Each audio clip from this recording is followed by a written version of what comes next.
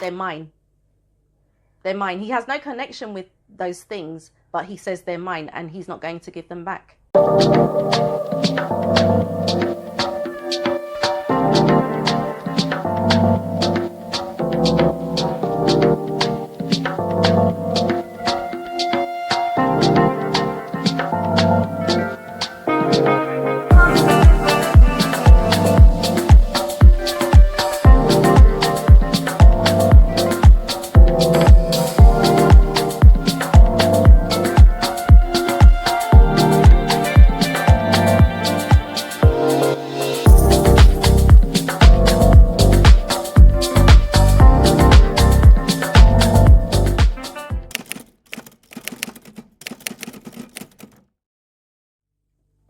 Hey guys, I hope you're all doing well and that you had a great week. To all of my house guests, come in, make yourselves at home, make yourselves comfortable.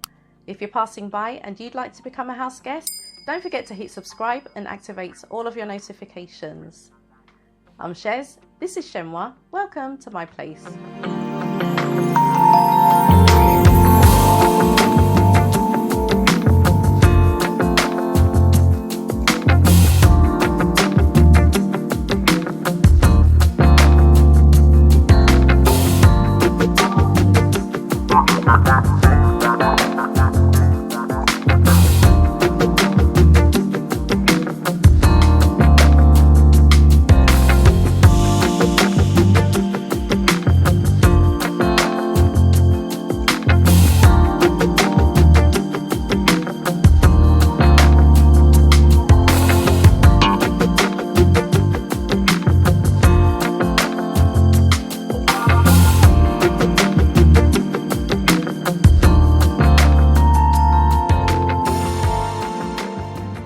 As King Charles and his second wife wrapped up their royal tour of Australia and Samoa this weekend, the UK media are straining to convince us that it was a resounding success, even though quite clearly this tour was a very contentious one. Royal editor Russell Myers joins us now live from Sydney. Hello, Russell. So what has been happening? We know, of course, the protests in Parliament at the weekend. What is the mood? Well, good morning, Christine. Good morning, good evening, rather, from Sydney. And yeah, it's been a bit of a mixed bag here in Australia because there have been some protests. There's been some discussions about the Republican movement. And today, when we went to the National Centre for Indigenous Excellence, Charles was pretty much confronted by one of the elders here. And there's been a bit of a mixed bag in Canberra as well. And one of the elders was saying, we want a different sovereign nation. This is what we will be unwavering in our search for. And let's take a look at what he had to say. We've been here for thousands. And like any other block in the country, we've got stories to tell. And I think you witnessed that story yesterday in Canberra, but the story is unwavering and we've got a long way to achieve what we want to achieve. And that's our own sovereignty.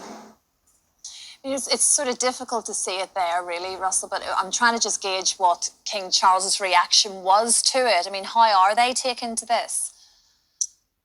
I think they've been pretty unmoved in terms of trying to just get on with the tour. But there was a big flashpoint in Canberra when there was a Australian Aboriginal Senator, Lydia Thorpe, who accosted the King in the National Parliament by saying, you are a genocidalist. You have taken our lands. And it's been a bit of a difficult period. But, overall, when you look at the people who are here in Sydney and in Canberra, there are thousands and thousands of people who came out to see the King and Queen today. So, overall, it's actually not been a bad tour. I think there are obviously questions that the royal family will have to address in future. When you come to places like Australia, you have the Republican movement backdrop. And, potentially if they go to other Commonwealth countries, potentially in the Caribbean, as well, there are going to be further questions to answer. But I think all in all, the King and Queen will probably leave here with everything that's happened with King Charles's cancer this year to say that it was probably a job well done.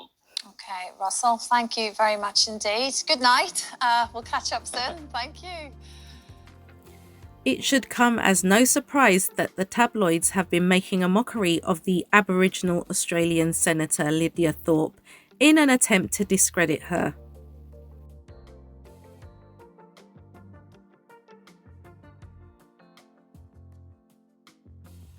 Furthermore, As the tour concluded in Samoa, the King and the Prime Minister, Keir Starmer, were not willing to address the calls by Commonwealth nations to right the wrongs of Britain's colonial past. So with all of that going on, the UK tabloids tried to distract you by diverting your attention towards Harry and Meghan, continuing to push the narrative that they're living separate lives. Now, one would have thought that after years of the media telling you that the Sussexes are codependent, rather than you being worried about the security of your job or how your bills are going to be paid, your major concern in life must now be that the Sussexes are separating. In that case, could someone please explain to me why a couple who are on the verge of separation has reportedly bought a property in Portugal? This article is from housebeautiful.com, published on the 21st of October 2024, and the headline reads, "Did Harry and Meghan just buy property in Europe to be close to a member of the royal family?" 4 years after leaving royal life and moving to the United States, Meghan Markle and Prince Harry are headed back to Europe. Sources claim that the couple has purchased property in Portugal. While Portugal might seem like a random place for a member of the British royal family to purchase a home, there is some strategy behind the move. Recently, Portugal has revamped its gold visa requirements, a residence by investment programme. Non-EU individuals can evidently invest a minimum of €250,000 into the Portuguese economy and gain access to visa-free Europe's Schengen area. Provided individuals uphold their presence requirements, non-EU residents need to spend a minimum of 7 days in the country the first year and 14 days in the next 2 years. They can apply for dual citizenship after 5 years' time. As of the beginning of 2024, Portugal's gold visa has reportedly generated €7.3 billion, or about $8 billion, a great way to support a local economy, gain dual citizenship, and for Prince Harry to be a little closer to home, if that's what he wants.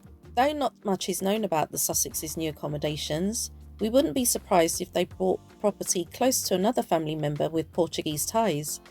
The twosome reportedly visited Princess Eugenie at her residence at Costa Terra Golf and Ocean Club last year. Located in Melilhas, which is about 82 miles south of Lisbon, this beachy area offers an intriguing mix of seclusion, serenity, and swag. Whether Harry and Meghan move somewhere nearby or pick up a plot in the exclusive neighbourhood, the gated community will have 146 estates, as well as 100 turnkey cottages, villas, and club residences per its website. It could be just the respite they're looking for. And what does all this mean for Meghan and Prince Harry's stateside real estate? Is this a hint that they might eventually leave America? Not necessarily. As of now, there are no reports that they're letting go of their Montecito mansion, which they purchased for $14.65 million back in August 2020.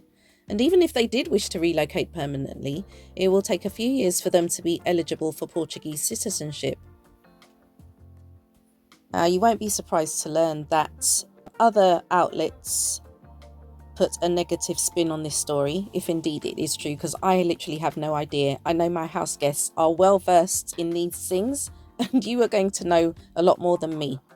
But as I say, as usual, there are negative stories out there about this purchase. And one of them, let me just go back, Hindustan Times have reported that the locals are not excited. They're quite indifferent. But the gist was that local residents are indifferent to them moving there because there are celebrities that live there already. So it's not going to faze them. I don't see this as a negative. I don't see the locals' indifference towards the Sussexes as a negative, because that means they'll not be bothered. How can that be negative? The connotation here is that the Sussexes are not popular. If they're not popular in the Stand Times, why are you even reporting this story? They can't help themselves. They keep telling you that the Sussexes are irrelevant, that the Sussexes are unpopular, but every move that the Sussexes make, these publications can't help but report on them. I'm glad the residents are indifferent, if indeed that is the case, because as I say, Meghan and Harry will be left alone, and that can only be a good thing.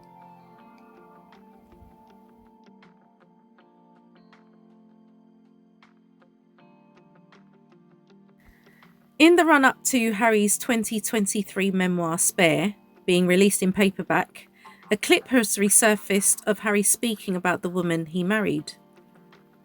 You know what, for a lot of people that's entertaining. In numerous parts of the world, news has become entertainment. And I think there's a lot of people who consume this stuff as if it's news when it's not. It was really interesting for me to see the royal correspondence write about my girlfriend with the same techniques that they'd written about previous women marrying into or in relationships with members of my family. And they're coming in almost with a blank slate, and it gives the British press an opportunity to cast them in a particular role.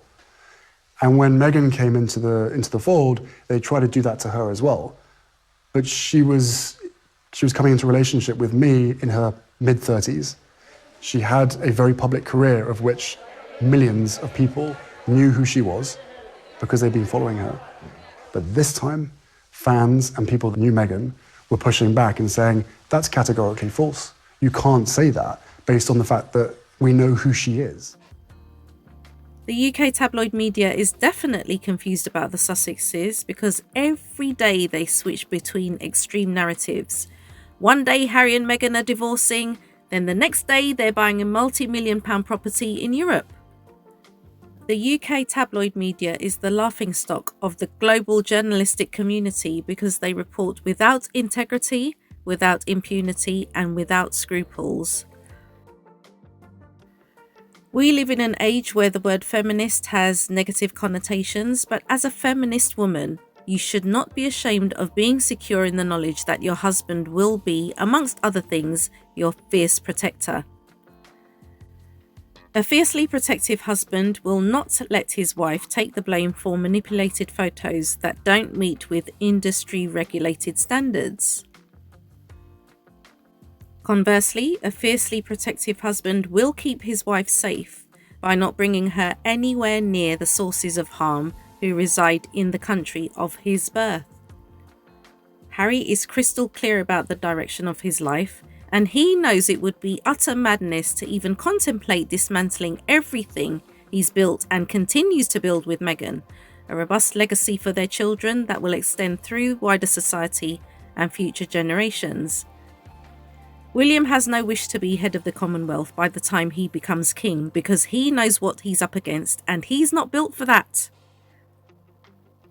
As you may recall, Queen Elizabeth knew that Harry and Meghan were better suited to this type of position when she appointed Harry as the Commonwealth Youth Ambassador and appointed the Duke and Duchess as President and Vice President of the Queen's Commonwealth Trust. The fact that the Sussexes are executing similar functions outside of the institution confirmed their capabilities on the world stage and that they are taken very seriously. People thought that the Queen was immortal. She wasn't. And after her passing, the institution has lost its stability and it will never be the same again. After hundreds of years, history is currently biting the bum of the British establishment, who thinks that by ignoring the ever louder cries of Commonwealth nations for reparations for centuries of colonialism, history will bite that same bum when the destruction they wished for the Sussexes will eventually happen to the institution.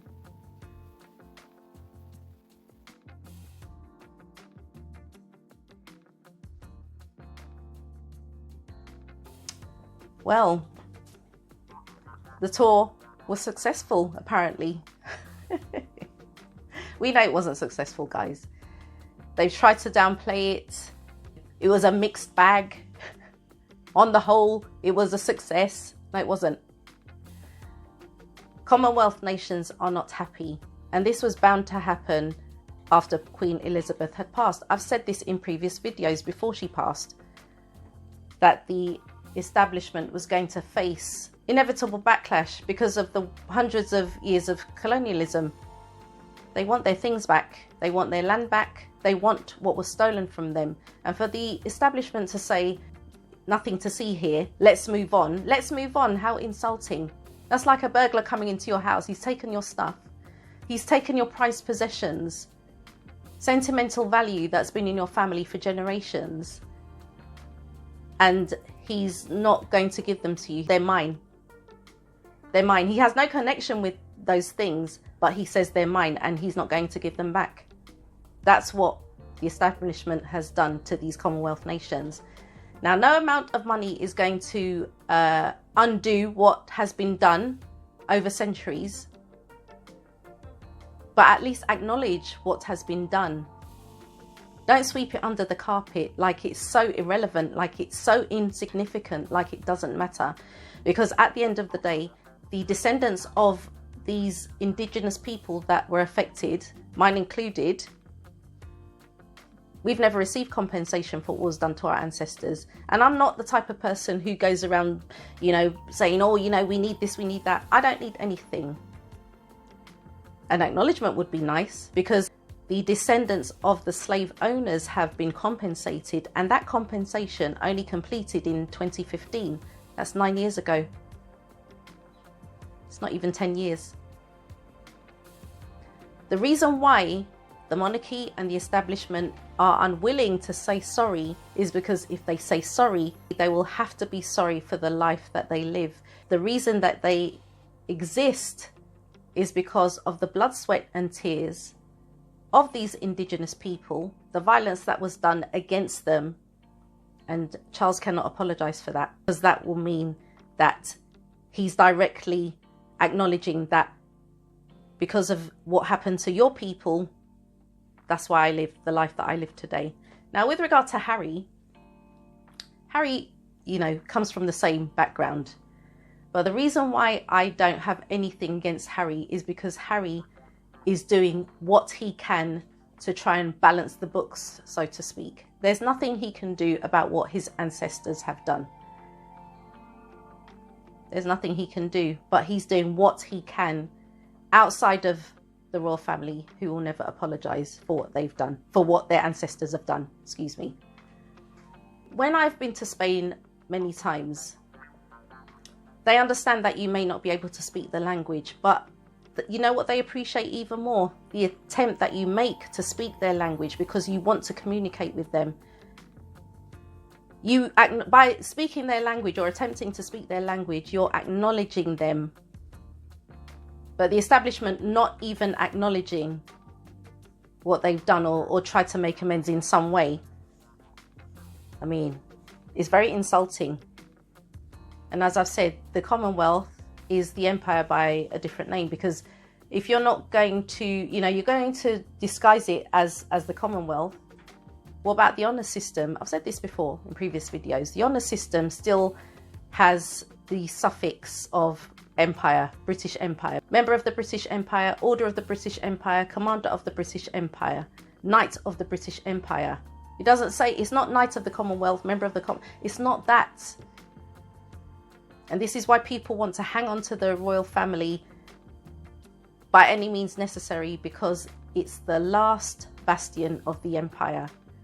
When Britain ruled the waves, it reminds them that we were a superpower once. Britain's not a superpower anymore.